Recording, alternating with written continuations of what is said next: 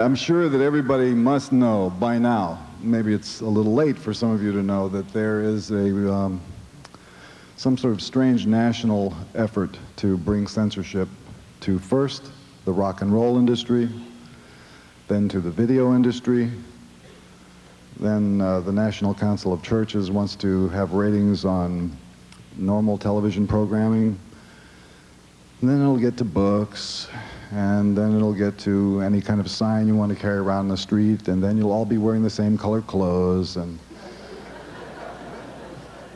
I don't think you're all going to learn how to speak Chinese, but I think that they all want you to sort of worship the same God. Ladies and gentlemen, this hearing is on the subject of the content of some, and I want to underscore the word some, not all, rock music. It's outrageous filth, and we've got to do something about it.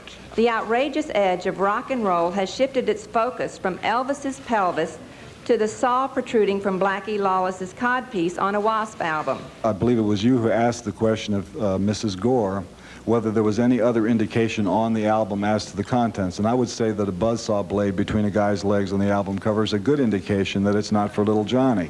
The problem is that the music might reflect the behavior, attitudes, values of those in the 18 or older bracket. However, when that music is listened to by 12-year-olds, 11-year-olds, and 10-year-olds, it moves from the area of being a reinforcer and an encourager into the role of educator.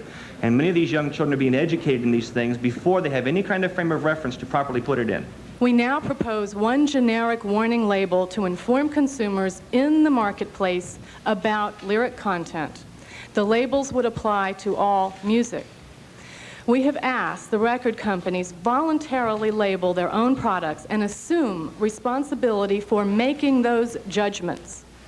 We asked the record industry to appoint a one-time panel to recommend a uniform set of criteria which could serve as a policy guide for the individual companies. I believe that most people in the United States are smart enough to realize that if a parent does not want their children to hear objectionable material, they have many alternatives. 1, don't buy a record at all. 2, shop in the children's section. Get your 8 or 9-year-old child a Smurf record or something like that. 3, buy instrumental music. Have you ever thought of letting your children hear jazz or classical music? Voluntarily labeling in no way infringes upon First Amendment rights. Labeling is little more than truth in packaging, by now a time-honored principle in our free enterprise system. And without labeling, parental guidance is virtually impossible.